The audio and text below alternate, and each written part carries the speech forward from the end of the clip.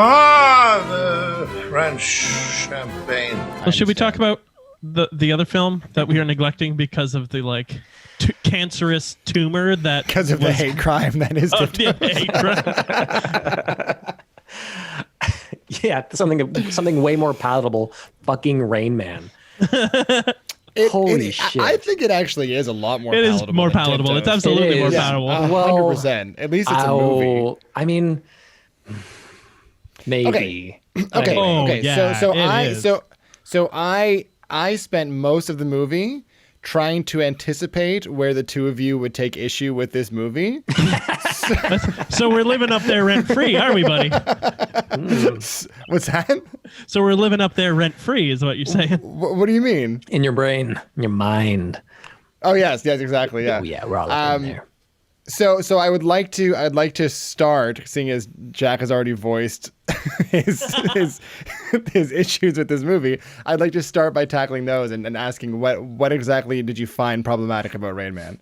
Look, I'll be honest with you. I was in a similar state with myself. I was watching Rain Man being like, okay, I'm just going to prepare myself for a moment where I go, holy fuck. Like that was my experience. And in the end, I was mainly more just upset at Tom Cruise. Yeah. Yeah, that's fair. That's the and most Tom toxic Cruise's part. character. Yeah. Man, Yeah. fuck that. Like I had such a bad time watching Rain Man because having Tom Cruise's fucking angry character literally just yell at this autistic man For 2 hours. 2 hours before they share a joke at the diner and then it's all cool. Like it is so frustrating and hard to watch and cringeworthy. Yeah. That was my main issue. That detracted from any social I guess issue I might have with this movie. It was that I just couldn't believe that that's what it was. He was, and I think Tom Cruise's acting. It's not just the character. I also didn't like Tom Cruise in this movie. Yeah. I didn't. First of all, I didn't buy it. I thought he was the job he was doing well.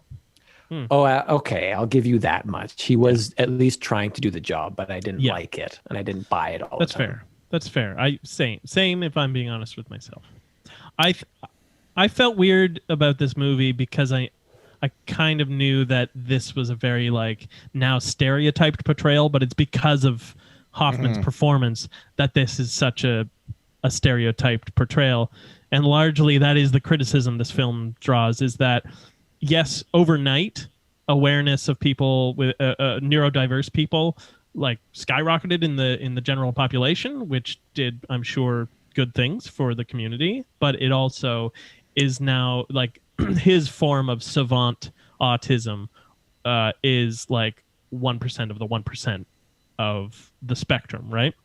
So now people, when they hear autism, they think Rain Man, and that has negative effects on how people interact with neurodiverse people out in public, you know? So I knew that was going to be like, oh, we're about to sit through a stereotype here. Right. Yes. I mean, it is a good point, though, to mention the fact that he wasn't portraying a stereotype at the time. Yeah. Right. So I guess the question then is like, is that, even though it's become a stereotype and kind of is now looked down upon because it doesn't represent a large spectrum of the autism spectrum, does it still mean that it's wrong to tell a story about somebody with that particular form of savantism, even though it's just a very, very small fraction of the population? With Temple Grandin in I think 2010 that came out. That was the Academy Awards in Hollywood really like to pat themselves on the back every time they put out a film that features someone that isn't normally accepted into their ranks. So anytime a film like this comes out and it's good, like I Am Sam, A Beautiful Mind. Yeah. Oh no, but I Am Sam, as we learn in Tropic Thunder, is the one where he went home empty-handed. But and that educational documentary, Tropic Thunder. Tropic Thunder.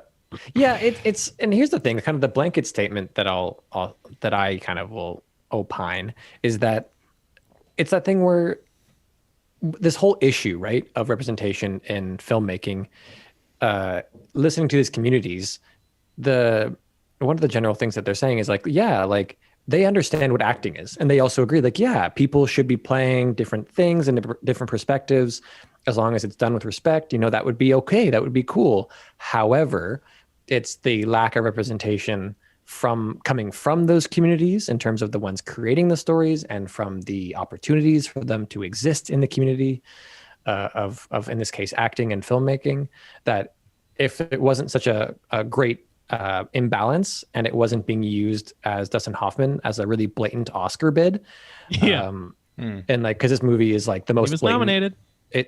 Because it's like, it's I think he pure won. Oscar bait. And he won for this? He won for Best Actor, yeah. I'm pretty sure he did. Sure, yeah, of course.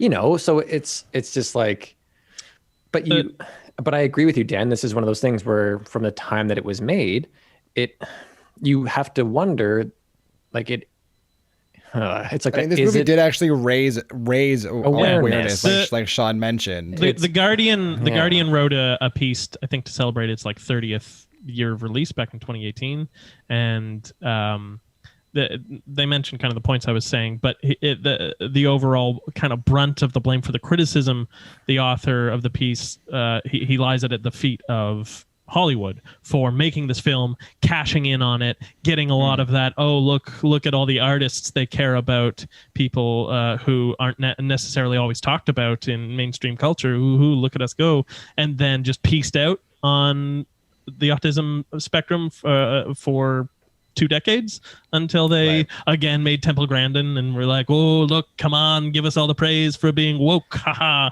It's like how disappointing it was when you found out that like the makers of Slumdog Millionaire like totally took advantage of like the poor Indian kids that acted in those movies.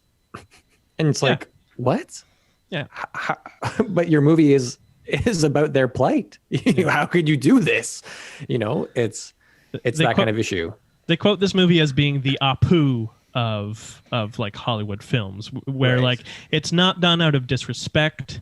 It's clearly, just trying to become trying to normalize things, but in the end, it's kind of done in poor taste. Yeah, I don't know if I agree with that comparison though, because Apu is a stereotype.